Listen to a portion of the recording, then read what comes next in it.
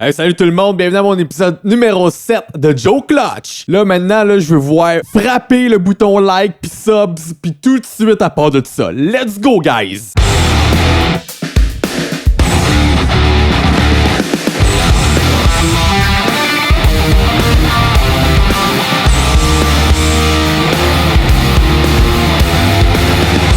Vous avez frappé le bouton like pis subs?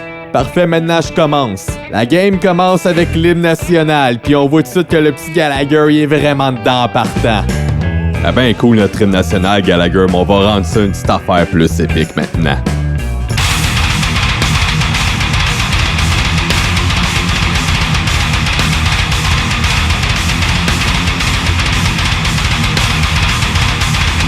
Je le sais que vous aimez ça, la violence, les jeunes. Pis il y avait du bon jeu physique dans cette game-là. Pis Dieu sait qu'on aime ça, le jeu physique.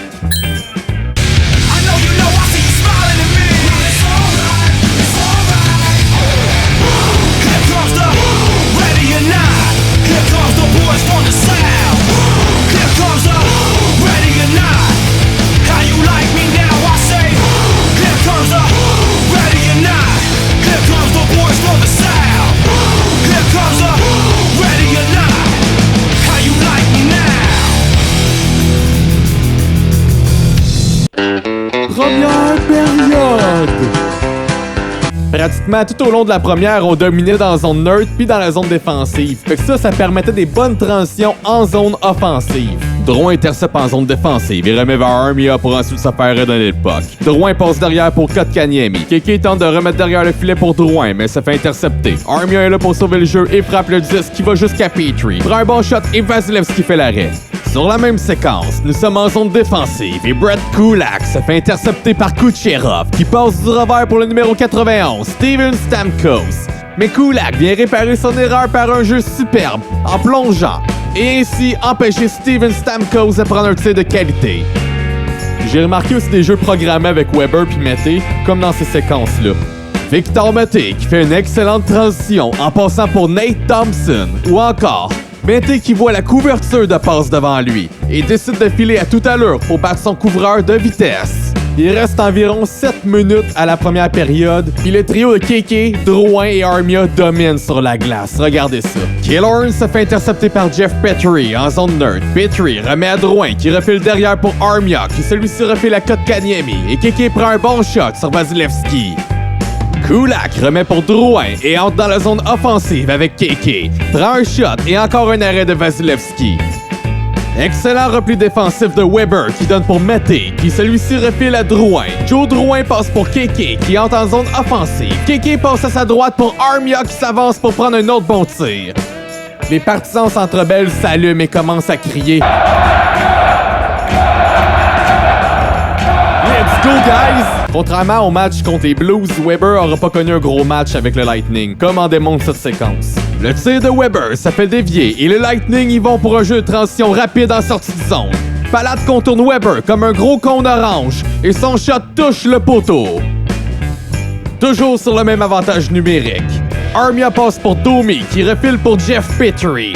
Petrie décoche un lancer sur réception à lâcher Weber qui entre directement dans le net. 1-0 Montréal. Le Canadien effectue des changements laborieux au banc et Kucherov a le puck en zone neutre. Passe pour Victor Eggman et file seul en breakaway. Heureusement pour nous, il échappera à la rondelle. Bien entendu, le Lightning finit par se réveiller en fin de première. Le trio Kotkaniemi reste 1 minute 50 sur la patinoire en fin de période. Le Lightning et John Cooper en profitera pour faire 2 changements complets de ses lignes et ça donnera le résultat suivant.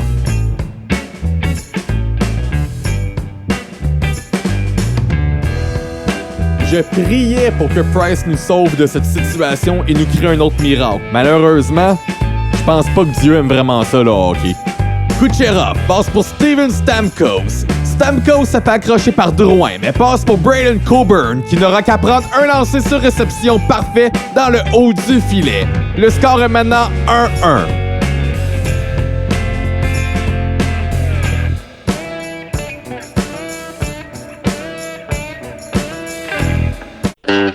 Deuxième période! La deuxième période, elle fut vraiment pénible pour nos Habs. Les passes finissaient souvent dans les patins, les jeux de transition en zone neutre étaient beaucoup moins convaincantes qu'en première. On a raté plusieurs chances en or, Weber continuait à multiplier des erreurs.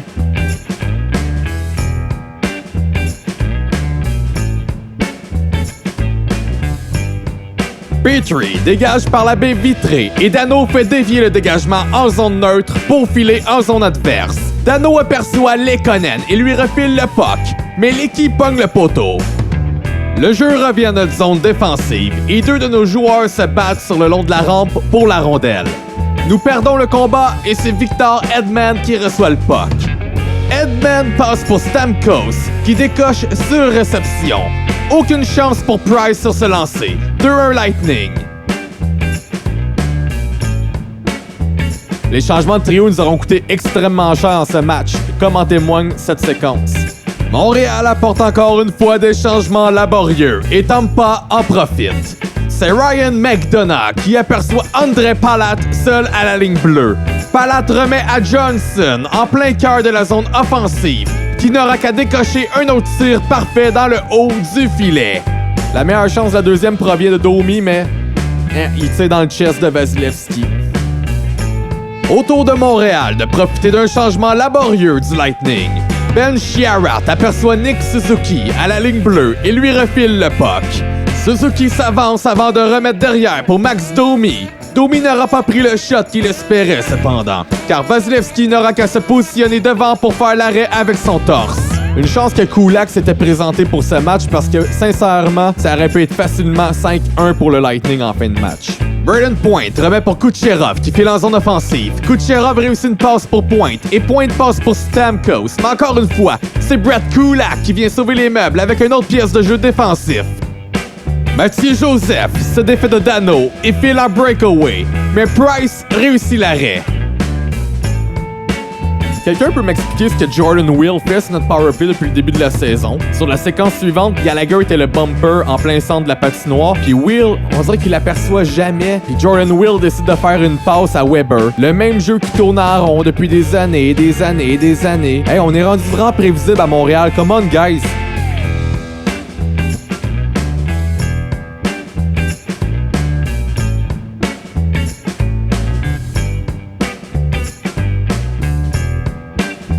Je dois vous parler des différences entre les chances du Lightning puis les chances de Montréal, ok? Le Lightning, leur chance était A++.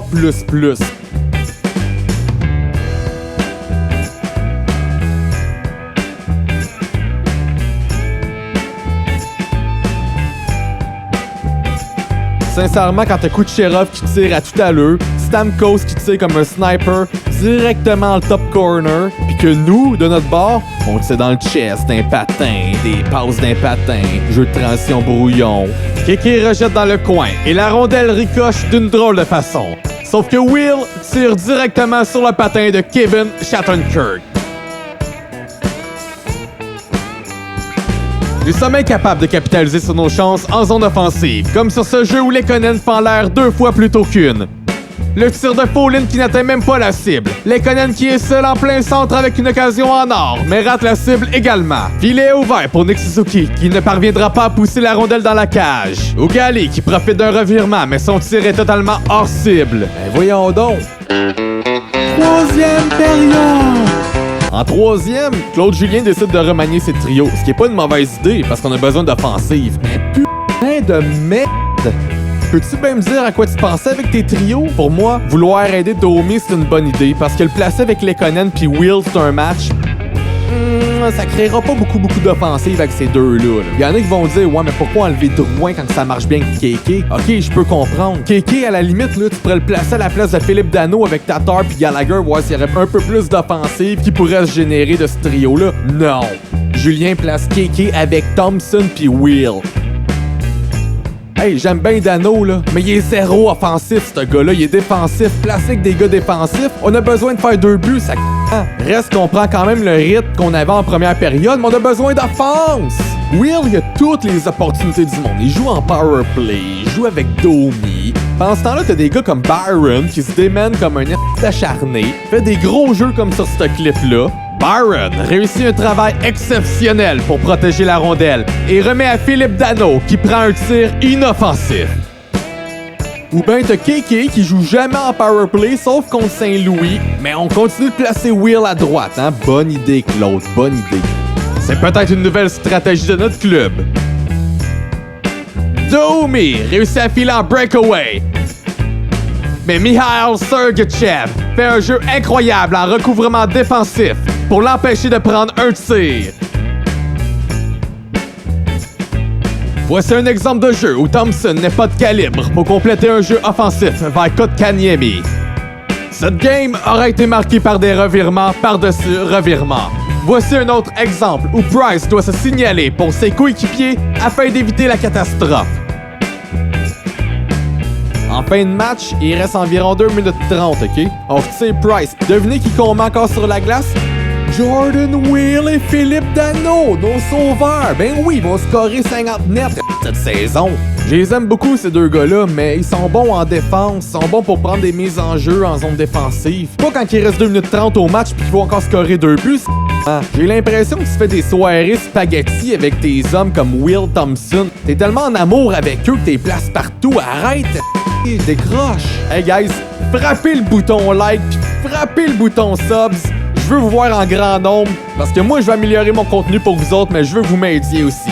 C'était Joe Clutch, puis on se retrouve à prochain épisode. Yes! Wouhou!